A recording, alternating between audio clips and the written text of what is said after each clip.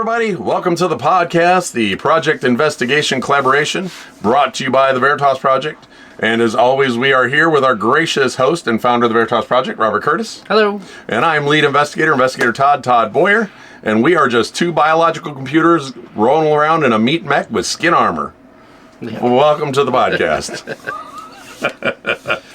So, well, we have some news. We added another member to our team. Yeah. Which, actually, I probably should send her a message, let her know we're live. We're live. So, we interviewed someone today, and we're going to give her a shot and see how it goes. She's going to do all the phone calls and things that my ADHD brain forgets to do. We need an office manager. Yeah. We need a Janine Melnitz that we can have to answer the phones and do the stuff. Right. Or at least answer the emails. Yeah. So, we got that going. Twickers, party on Wayne, party on Garth, right on. So, yeah, we added a new member. Her name is Kay, and she'll be setting up investigations for us. Yeah. And that'll be good. So, what else is going on in the world? Got to the gym today. Been freaking going since 6:30 this morning. Well, you had to work this morning, too. Yeah, I worked this weekend. So just another... What'd you do, work? Yeah, I got up at 6:30. I ran 2 Amazon routes. Then I went home and played Xbox for an hour. Then went to the gym. Then went and got some chickens at Sam's, and then went home for another hour. Then got in a shower and came here. That was my whole day. It was busy, running around. And then, of course, after the gym, between the gym and Sam's, was actually the phone call to, kind of interview Kay. So yeah, how about that? Yep. So, anything going on in Bob's world? Yeah, just working. Gotta love Bob's outfit. Best shirts in the game. The fighting chimichangas. Yep. Little Deadpool. So, we were trying to come up with something to talk about tonight, and we decided on urban legends. So we're going to go through about 20-ish urban legends, depending on how quickly we get through them. Hadn't covered before. There's some new stuff. There's some old stuff. There's a little bit more information on some of the ones that we've touched on before. Yeah. And these are in chronological order, starting with our oldest in 1817, and the locations is Adams, Tennessee. It is the Bell Witch, which we've talked about a few times. It's a poltergeist that terrified the Bell family, causing strange noises and physical harm. The spirit, later identified as the Bell Witch, spoke to the family and even predicted death. The witch is said to be a manifestation of a vengeful spirit, possibly connected to an old family feud. Now, the haunting became so intense, it supposedly led to the death of John Bell, the patriarch. The Bell Witch is believed to still haunt the region today, with people reporting eerie sounds and visions. Yeah, that's an outlandish story if you ever want to do some research on it. Like we talked about before, there's werewolf stuff, there's lady... thick fog, with people in the forest, all kinds of craziness. The guy caught a ghost in a burlap sack. Really? Yeah. What year was that?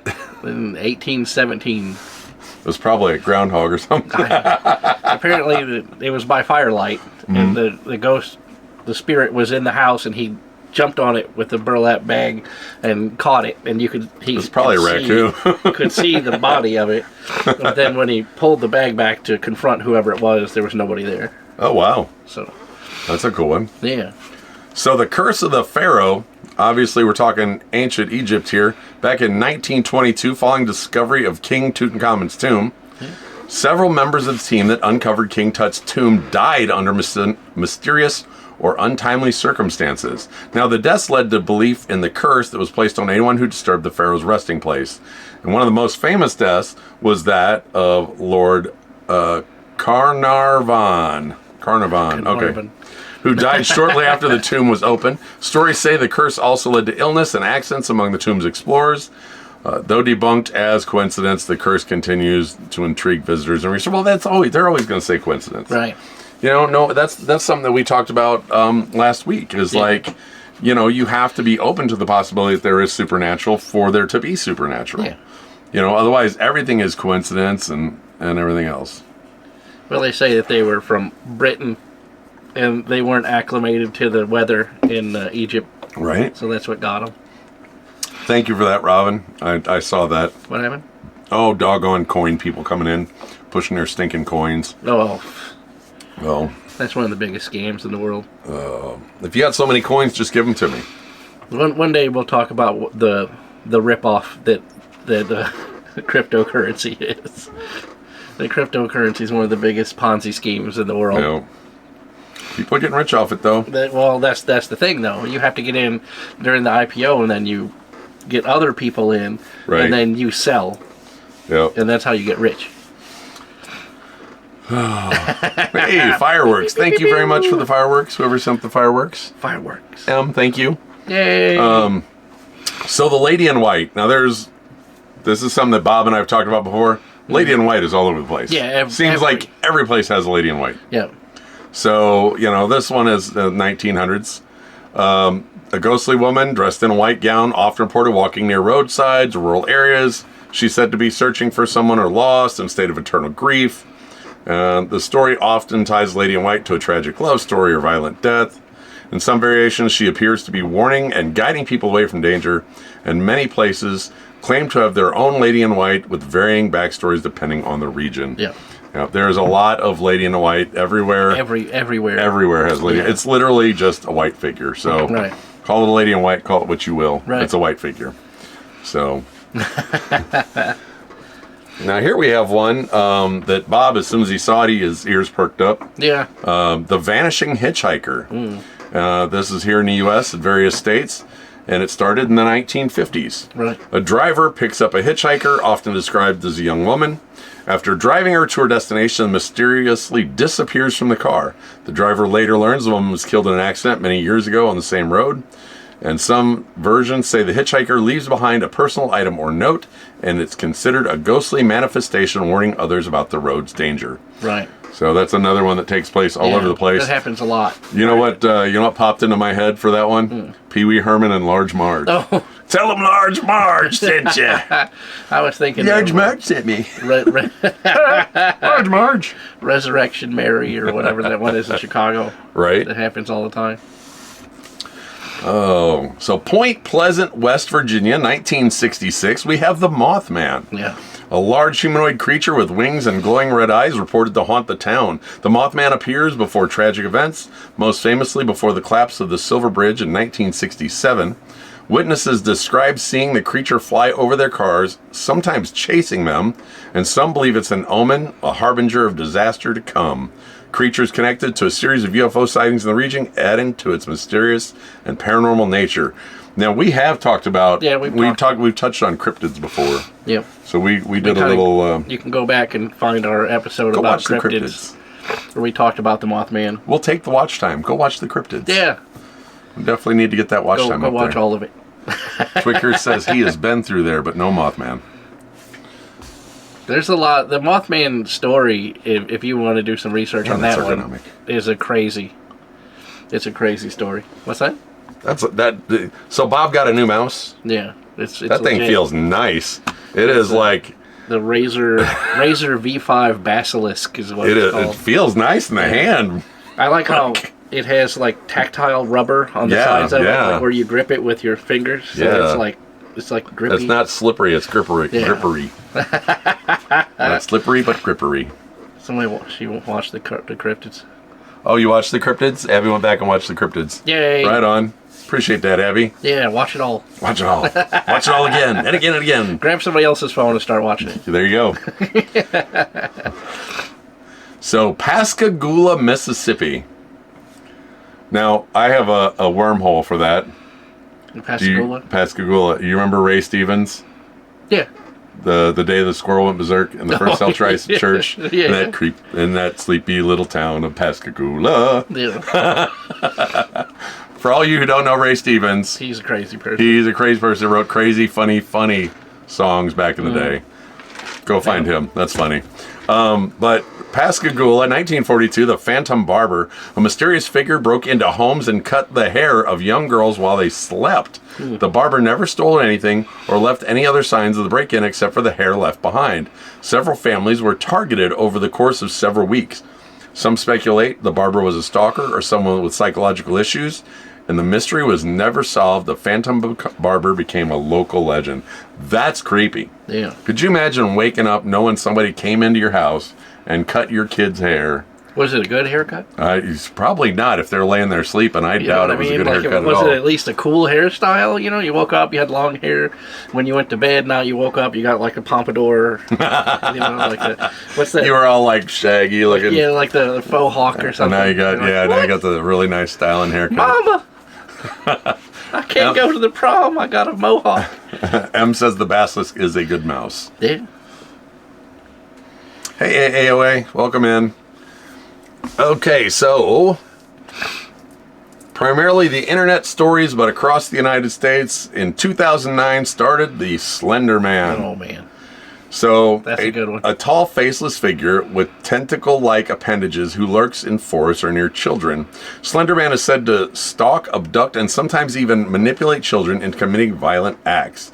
The legend became widely popular after user-created memes spread across forums. It inspired a real-life stabbing incident in 2014 where two girls attacked their friend to appease Slenderman. Despite originating as a creepy pasta, it has been rumored that Slenderman's legend has taken on a life of its own. Yeah. The internet spreading things around. We could probably do a whole show about that one. Slenderman? Slenderman. Well, we could. A deep dive into Slenderman. There you go.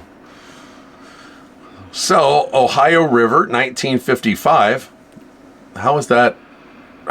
It's got some of them out of order here. We had to try to put it in chronological order. Right, 1955. The Slender Man was before this. The Slender Man is a new thing. Slender Man should have been the last one. I just saw somebody sent something. I didn't see what it was. So Ohio River, 1955. The fish. Oh, fish. A woman named Janet, while swimming in the river, was allegedly attacked by a large clawed creature. She was pulled underwater by the beast, which had long green slimy claws. After surviving the attack, she reported seeing a large amphibious creature lurking beneath the water. Some believe it is an undiscovered species, while others think it's an escaped creature from a secret experiment. Local legends speak of similar encounters with aquatic beasts haunting the river. I wonder if that's where they got the creature from the Black Lagoon. I was going to say 1955. That is right in the pocket. From the Black Lagoon. That's really close. Yeah, that's right in the pocket. Somebody want to Google when the creature from the Black Lagoon was put out? She might have been. Let us know. Having a dream or something. She having a creature from the Black Lagoon nightmare. Right. So the Whistler, West Virginia, 1940s. A mysterious whistling sound is heard late at night, typically when someone is home alone. The whistler is said to be a ghost or spirit who haunts homes or forests. In some versions, the whistler is the ghost of a deceased person who met a tragic end, and people claim that hearing the whistling is a sign of impending danger or bad luck. It's said that the whistling stops when you acknowledge it, but the feeling of being watched persists. So, 1954. So there you go. I mean, that's like I said, that's right in that wheelhouse. Yeah. The whistlers happen a lot in Appalachia. That's one of the things you hear a lot about from Appalachia. Don't ever, if somebody whistles at you at night in the woods, don't whistle back. Don't whistle back. So, the Alton place, the haunted place in Alton, that Pike Mansion. No, the one that we used to tours out. Oh yeah. That shall not be named. So that ghost in there whistles. Right. And I have a video of that. We're walking. I had literally just turned on my camera because we were getting ready to do the walkthrough. The initial startup walkthrough, turn the lights, make sure everything's good. And it happened, like literally within 2 seconds of the video starting. So I actually have that on camera. So rock and roll. Yep. Lizard Man of Scape Ore Swamp, South Carolina, 1988. A humanoid creature covered in scales with glowing red eyes is said to inhabit the swamp. The Lizard Man is reported to have terrifying strength, capable of damaging cars or even attacking people. Witnesses describe the creature as standing over 7 feet tall with long claws, reptilian features. Many believe it is a mutation, a creature that evolved in the swamp or escaped from secret experiments. The legend became famous after several sightings in the 1980s, and it still draws cryptid hunters today. Huh. That's one I hadn't heard of. South Carolina. New one on me. Can make a road trip. Yep, there you go. Go out there. Maybe that's our next annual meet and greet next year. Look for the Mothman. We'll look for the skateboarder. Heck yeah. Monster. Somebody needs to hurry up and win the lottery, and we'll just get a tour bus. Go on the road. Just go on the road and go all these places. If anybody knows any people at the Travel Channel, come hit us up, man. We got all kinds of ideas. Sure do. We'll go all over the country. So now we're to the Chupacabra, Puerto Rico. Spread to Latin America and the U.S. In 1995, a blood-sucking creature, often described as reptilian or alien-like, preys on livestock. One of the things they're kind of leaving out, it is very dog-like. Its name, Chupacabra, means goat sucker due to its tendency to drain the blood of goats, chickens, and other animals. The creature is said to leave behind puncture wounds on the animal's neck. Some witnesses claim to have seen it with glowing red eyes and spines running down its back. There are numerous theories about its origins, including alien encounters or genetic experiments gone wrong. Wow. So I have seen it depicted as dog-like, but then I've also seen it depicted as kind of like a chimp-like kind of. Yeah, like hunched over kind of thing. Right? They're in West Texas. Kim says they're in West Texas. They're in West Texas. Go find us one. Go take a picture of one for us, Kim. Right, wrestle it to the ground. Watch the spines, though. Don't talk about me like that. Bloody Mary. Yeah. Various locations, 1970s. A spirit demon named Bloody Mary is said to appear in the mirror when her name is chanted 3 times, just like Beetlejuice. Right. The legend varies, but she's often depicted as a vengeful spirit who can cause harm or even death. Some say she's the ghost of a murdered woman, while others say she is a witch or ghost of someone who died tragically. People report hearing screams or seeing strange faces in mirrors after performing the ritual. The game is often played as a dare with the risk of inviting a sinister entity in your room. Right. Okay, so I have a theory on that. Okay. So there is something, and I believe you and I had talked about it before, that if you stare into a mirror, your own face starts to distort if you stare long enough. Right. So I think that falls in with that. Right. You know, they may start to see things. Uh-huh. How weird is that, though? If you stare into a mirror long enough and just stare at yourself, it just starts getting weird. If you're not brushing your hair or whatever, just stand there and stare at yourself. There's a cool video on YouTube that you can look up where it's 2 pictures of celebrities that scroll through different. Oh yeah, I've seen that. And if you stare in the middle of the screen, in your periphery, their faces will look like monsters. Yeah. And if you look at either one of them, they look normal. It looks like a normal picture, and you can roll it back and look and make sure, or you can play it through and stare at one of them, and it'll do the same thing. Yep. The other face will. Because I did that. It was I just saw it 2 weeks ago. Yeah. No. It's crazy. Yep. It's wild what your brain will do. So you can't trust it, man. You can't trust your own brain. You gotta have a second opinion. The Gray Man of Palsy Island, South Carolina. Yeah, that's the second place we can go visit in South Carolina. 1820s, a ghostly figure often described as a man in gray clothing, appears on the beach before hurricanes and bad weather. Well, I guess we gotta wait for a hurricane. Yeah. The Gray Man is believed to be a spirit warning the islanders of impending storm. Those who encounter the Gray Man and heed his warning are said to be spared from the storm's worst effects. The first sighting occurred after a devastating storm, and the legend has persisted for nearly 2 centuries. Many claim that seeing the Gray Man brings a sense of calm and peace during a time of panic. Wow. That's kind of wild. Yeah, that is weird. Like it's a harbinger of doom, like a banshee or something. Right. Hi, Keita. Welcome in. This is one of my favorite rabbit holes. This is one that I've completely exhausted. That I have a mountain of books. Now, you how do you pronounce that? Dyatlov. Dyatlov. Yeah. The Dyatlov Pass incidents in Russia. Yeah. 1959. 9 experienced hikers mysteriously died under unexplained and horrific circumstances. Their tent was found slashed open from the inside, and their bodies were found scattered, some without clothes, and with strange injuries. Some bodies had strange radiation levels, and one victim had a missing tongue and eyes. Yeah. Theories abound, ranging from Yeti attacks to military testing or even extraterrestrial encounters.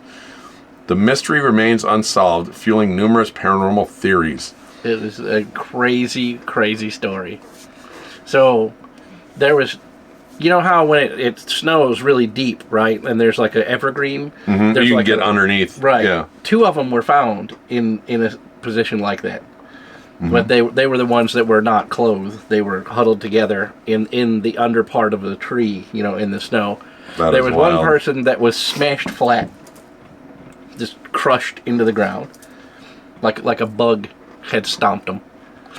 And then there's another dude that was missing his eyes and tongue. It's crazy. Abby says she's researched that story a few times. Yeah. When I first heard about it, I actually found that story on accident when I was researching the Tunguska blast.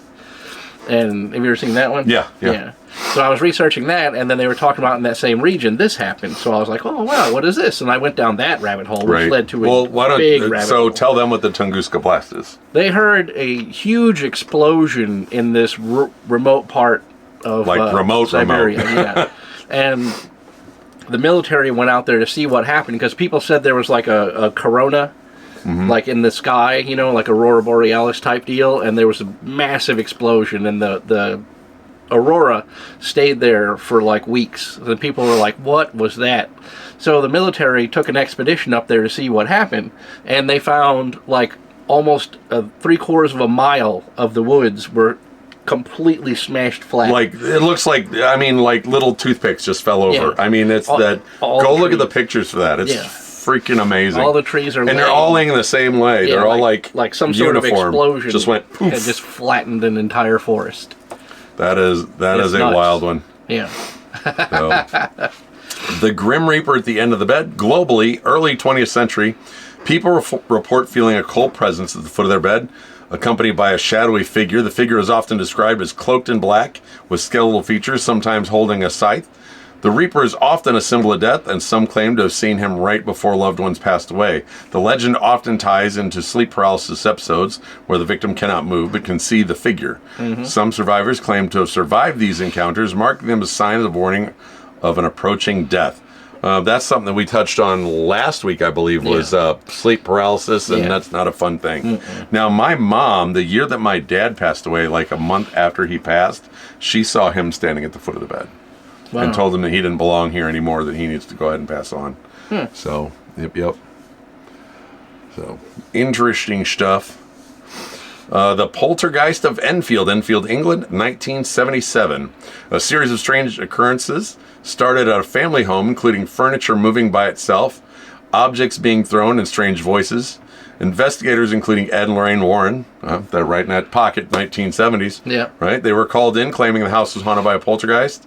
The haunting was particularly centered around a young girl whose actions seemed to trigger the events.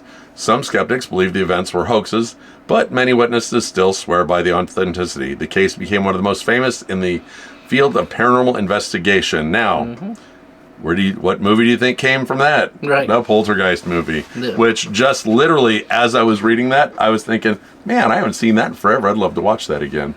That was one of the Conjuring movies, too.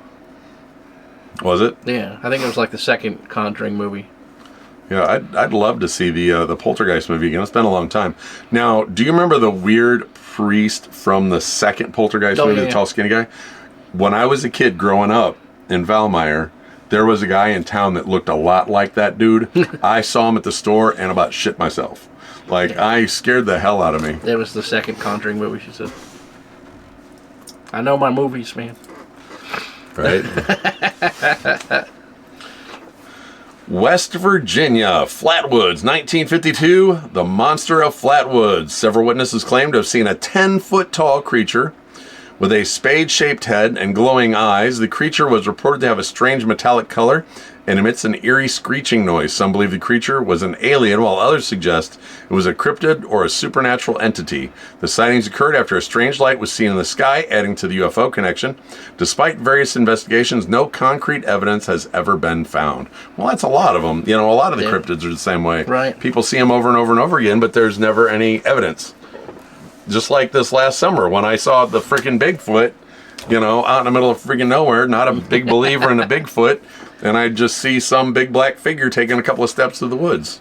You know, it's like, okay, did I really just see that?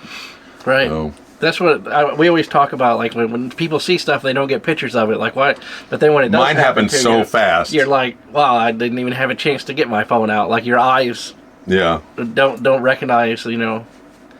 And I'm not a picture person. Yeah. So it doesn't occur to me to take pictures, but like not very often I'll think, oh, I need to take a picture of that.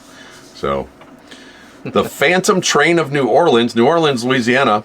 In the late 1800s, a phantom train is reported to appear on the tracks at night with no visible conductor or passengers. The train's appearance is said to be accompanied by a chilling, eerie whistle and a sudden drop in temperature.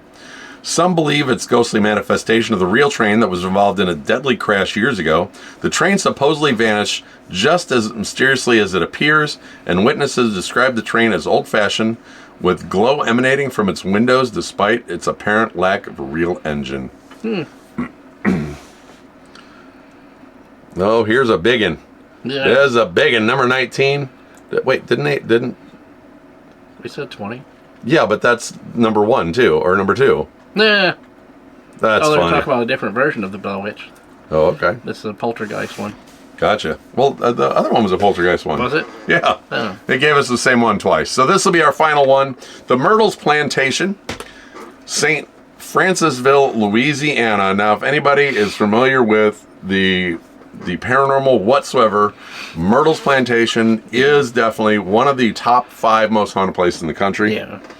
Now, the plantation is said to be one of the most haunted locations, with reports of multiple spirits. The most famous ghost is that of a woman named Chloe, who allegedly poisoned the plantation owner's family. Visitors have reported seeing mysterious lights, hearing voices, and feeling cold spots in various rooms. One of the rooms is said to be haunted by the ghost of a young girl who died there. Now, Myrtles Plantation has become a popular destination for paranormal investigators. And like I said, that is in the top 5 most haunted places all the time. All the time. That is a biggin. So... yeah, the maid poisoned the family, and she thought that she had the ability to like counteract the poison, and it ended up killing the children. Oh man! And then they either hung the maid or they shot her or whatever, but she was executed after that. That's what they claim. That's the claim. There's not a lot of facts to back that up, but they didn't keep a lot of records back then either. Right. The 1790s. Yeah. That was a minute ago.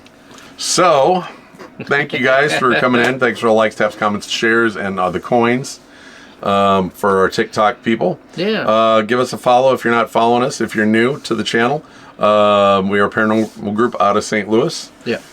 And for those people who think we're that other government group. We're not the anti-government people. Yeah. We're paranormal investigators. Follow, give Bob a follow up there. Give me a follow down here. We do post different content.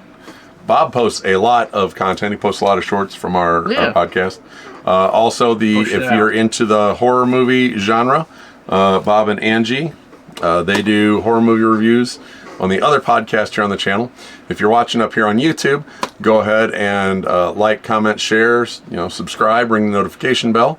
Yeah. Share us out to everybody, and for you guys, go back and look at some of our old stuff. We got some doggone good stuff. Yep, definitely comment. Give us some ideas. We like to hear you guys' ideas, and that's the thing. If you guys give us an idea, we'll do it. Yeah. You got something you want to deep dive into, we'll do it. We'll go down that rabbit hole. Yeah. So, if you like what you see, you can either send Bob a message here on TikTok or myself a message. You can send us a message up here, or you can email us. Bob is the realveritasproject@gmail.com, and I am investigator.todd.paranormal@gmail.com. Follow us on all other social medias. Bob is the Real Veritas Project and R.S. Curtis on everything, and I'm Investigator Todd on everything. Yeah. Also, our Patreon members should be getting their postcards pretty soon. Should be. They're in the mail. Yep. So if you're a $5 Patreon member, if you're new here, we send out a postcard that Bob's wife, Angie, is a graphic designer. Mm-hmm. She's a graphic designer. She made postcards. I think we're all the way up to like August, September, October, somewhere in there. Yeah. We're already months ahead. We've got postcards for months. So, but if you become a $5 member, you get we sign them, write you a little note, send it out to you. And so Monday when we're famous, you can go, look, I have the original postcards that nobody else has. They're signed. Right now, they're signed. And think about it. If we go big, could you imagine that? People that have the original postcard, literally the first postcard, I think 3 people have. Yeah. I don't even have the postcards. It'd be like an NFT or something. Yeah, I don't even have the postcards. So Amy said she just got hers. So that means everybody else should get theirs in the next few days. Yay. Amy is our closest Patreon member. So everybody should get theirs within the next week. Good old snail mail. Right. Moving at the speed of slow. Let's see what else. Oh, the second annual meet and greet as Lemp Mansion, August 11th. 11th, yeah. And that is a Monday. We have 1 room available. Now, that is a 4-person room. That's a big one. That is a 4-person room. But if you want to come as 2 people, shoot us a message. We have 2 people that want to come that will split the room with you. And it's practically 2 rooms anyways. It literally has a doorway that you can close between the 2 halves of the room, and you have separate bathrooms. I don't know why they don't rent it as 2 rooms. Yeah, I don't know why they don't either. Just kind of, just go up there and lock the middle door. Exactly. And I wonder if we could talk to them and ask them to rent it as 2 rooms. I don't know. What it is. So we have that available. If you guys want to come out, let us know. Like I said, there's 1 slot. Technically 2 slots left. Like I said, we have people that came last year. So when you come out Monday, we'll go to Cahokia Mountains, which actually we talked about last week, in pyramids around the world. Yeah. It is also one of the lost civilizations of the world, right here in St. Louis. We'll go check that out in the morning. Go grab some awesome Mexican food. Yep. For lunch, and then we'll go over to Lemp Mansion, pick up the keys at 3 o'clock. At 3 o'clock, they hand us the keys and they leave. One of the top 10 most haunted places in America will be ours until 11 o'clock the next morning. Yep. Ours and ours alone. And we used to give tours there. Yep. So we know every nook and cranny. Yeah. So we'll definitely clue everybody in on everything. Or if you don't want to be clued in, you could step out while we talk about or give the tour. We do prefer you take the tour though, because so we'll show you all the hot spots and the best places to set up shop. Yeah. The basement. The basement. Yeah. That I don't think enough people went to the basement last year. I don't think so either. I went down to the basement. I know Robin and Amy missed out on the basement. I went down to the basement, and the basement is just, you feel like you're being watched down there. Oh yeah. Always feel like you're being, even with the multiple people, it's still creepy as shit down there. Yeah.